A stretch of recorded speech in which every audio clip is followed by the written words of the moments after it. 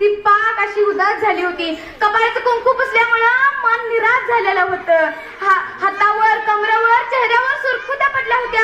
हातपाय धरधर कापत होतं. मान लटलट हालत होती. त्या शारदा म्हातारीला 4 लोक, चौघांची पण लग्न झालेली.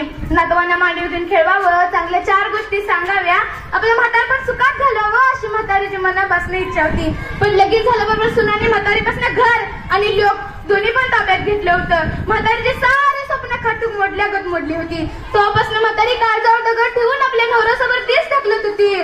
पण आता कुंकुवाचं धनीच गेल्यामुळे म्हातारीनं हातपायच गाळलं होतं. आता कोणत्या लेकाच्या दारासमोर जाऊन उभा राहू हा प्रश्न म्हातारी समोर वाचून उभा होता. चल गाई माझ्याकडं, असा कुठलाच लोक म्हणत नव्हता. ते म्हणतात ना, बायका आल्या की कुठला आई आणि कुठला बा, जन्मदात्या आई बापाला पोरं विसरून जातात आणि बायकांच्या कमरेला खोचलेले हात रुमालागत बनून जातात.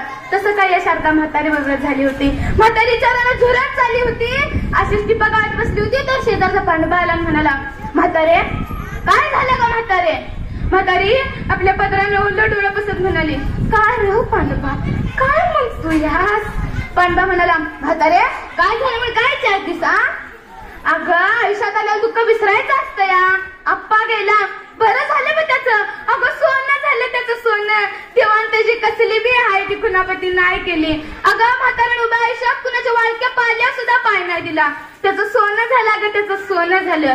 हे सगळं जग मरायलाच आलंय. मी जाणार, तू जाणार, हे सारं जग जाणार, कोण सुद्धा जगा आलं नाही बघ. फक्त फरक एवढाच, म्हातारा आज गेलं, आपण उद्या जाणार. हे बोलणं ऐकून म्हातारी म्हणली, बघ की र बाबा, बाकी काय सुद्धा वाटत नाही र मला, बाकी काय सुद्धा वाटत नाही. मग चल उठ, आमच्या घरला चल. म्हातारी तेव्हापासून पांडवाच्याच घरी राहू लागली. चांगली ठणठणीत झाली. पांडवाचा थोरला लोक शिरपा मोठ्या मामांचा उठ बस करायचा, चांगला रुबाबात वागायचा. एक दिवस त्याच्या मनात आलं, आपण मोठ्या माणसात उठतोया बसतोया, आपल्या लोक नाव ठेवत असतेली, म्हणतेली ह्या गावचं पुढारपण करतोय आणि याला धड आपली आई सांभाळता येईना. आईला ठेवलं दुसऱ्याच्या दारात तुकडं मडत आणि ह्या चालला मोठा पुढारपण कराय. हा पुढारपण नाही शेम. तो आईला म्हणला, आपल्याकडे तर चुकतंय, आपण आईला घरला नाही पाहिजे. तो आईच्या कडेला जाऊन बसला. आईने बघून सुद्धा ना बघितल्यासारखं केलं. त्यानं आईला हातमध्ये म्हणाला, आई चल की ग आपल्या घरला चल. आई रागाने म्हणली हात हलवत, नको रे बाबा नको नको, मला इथंच बरं आहे, इथंच बरं आहे. अरे स्वतःच्या घरापर्यंत त्या परक्याच्या घराने लय सांभाळली आहे मला, नको नको मग इथंच बरं आहे. तू शिरपा म्हणाला, आई असं असते वय ग, लोक मला नावं ठेवतात, तू चल बघू घरला. म्हातारी राल गुंद झाल्याने म्हणली, लोक नावं ठेवतात म्हणून न्यायला आलास वर, जगाच्या लाजका झाला म्हणायचा. शिरपा गपगार बसला. शेवटी म्हातारीनेच विचार केला, थोडं आपलंच आहे, थोडं नावं ठेवत असतील, आपण गेलं पाहिजे. म्हातारी तिथनं शिरपा बरोबर घरात आली. 1 महिना गेला. ती नातवाला चांगली शिकवायला लागली, पण सुनेला ते आवडत नव्हतं. पाहुण्यासंग बोलत बसायची, पण सुनेला ती लुडबुड वाटायची. तिचं खोकणं नको वाटायचं, तिचं बोलणं नको वाटायचं. म्हातारी पाक गांगरून गेली. पाक अशी काठीसारखी झाली. म्हातारीच्या सुनेनं पांडवाचं शिरपाचं कान भरलं. म्हातारी एक दिवस अशीच बसली होती. तर शिरपा आला आणि म्हणाला, काय बसली ग, कामाधामाचं बघायचं नाही का जरा, जा जरा कामाधामाचं काय तर बघून ये जा. म्हातारीला लय वाईट वाटलं. म्हातारी म्हणली, या पोरासाठी काय काय बरं नाही केलं, दुसऱ्याच्या बांधाला जाऊन खर्चून हाताला खड्डा पाडून घेतलं, स्वतः 2-2 दिवस उपाशी राहून तोंडातला घास तोडून यासने खाऊ घातला, स्वतः भुईवर झोपून यासने हंतरुणावर झोपवलं, लोकांचं शान घाम काढून यासने शाळा शिकवली, मोठी केली आणि तीच पोरात मला सांभाळायला माघार घेत होती.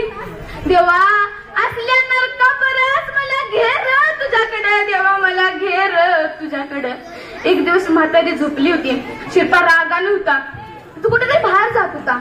त्यानं फुट्टीला अडकलेला सदरा घेतला आणि जाता जाता खिशात हात घातला. बघतो तर काय, खिशातले 200 रुपये गायब. त्यानं कसला बी विचार न करता म्हातारीला म्हणला, ए म्हातारे, खातीच्या खाती आणि चोऱ्या बी करते का आमच्या.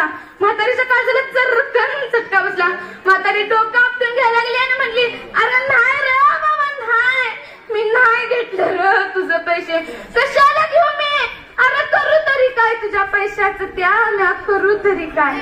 पांडवा तिचं काय बी ऐकना, शिरपा तिचं काय बी ऐकना. शिरपा तिला म्हणला, खातीच्या खाती रातीच्या राती आमच्या ओझच्या ओझ आणि वर खोटं बी बोलती व्हाय ग. वाट दिसत तिथं चालायला लाग, वाट दिसत दिसेल तिथं चालायला लाग. एवढाच फक्त शब्द म्हातारीनं ऐकला आणि आपलं काट्यानं आपलं बोचकं घेऊन घराबाहेर पडली. एकदा फक्त आपल्या घराकडे नजर टाकली, सुनाच्या चेहऱ्यावर आनंद ओसंडून वाहत होता. म्हातारी गेली तोवर शिरपाचं पोरगं आलं भुर्र भुर्र करत. पप्पा कसं करते, कसं उडते. पप्पा म्हणाला, अरे चांगलं आहे की, पण आणलंच कुठनं हे इमान तू. अहो पप्पा यात्रेत गेलतो तिथनं आणलं या. अरे पप्पा इतकं. अहो तुमच्या सदऱ्याच्या खिशातले 200 रुपये घेऊन गेलतो. पांडवाला धक्का बसला. थोडा पांडवाची बायको आली म्हणली, अहो चहा घ्या. असं ते पोरगं म्हणल्या चुका करायचंच की, एवढं कशाला हे करतायचं. आणि त्या म्हातारीला एवढं घरात आणू नको सगळ्या. डोक्याला ताप उगाच कशाला. तुमची आई वैती हो बाय नको बाई, ते डोक्याला तर तिला काय म्हातार घरात आणायचं, तिला काय एवढं बघू नको बाय. नको ती आमच्या घरात जाऊ दे, कुठे जाते तिकडे. सांभाळ, तुम्हाला सांभाळले बाई, तुम्ही मोठं झालाय तिने तुम्हाला सांभाळले. काय सांगती बसा गप. तिच्या शब्दानं शिरपा थंड पडला. आपली आई कुठं गेली, काय करते हे भी बघायला गेला नाही तो. म्हातारी उठत बसत दिसल त्या वाटेने निघत होती. पाक अंधार पडत आला. ही पांडवाला गोष्ट कळताच पांडवा सगळीकडे म्हातारीला हुडकाय गेला, पण म्हातारी कुठं सुद्धा गावली नाही. आता देवच जाणले म्हातारीनं कुठली वाट धरली होती. म्हातारीनं कुठली वाट धरली होती म्हणून म्हणते, माय म्हटलं ना कुणी माय होत नाही. माय म्हटलं ना कुणी माय होत नाही. आणि दुधाची ताण पाण्यानं जात नाही, दुधाची ताण पाण्यानं जात नाही. धन्यवाद.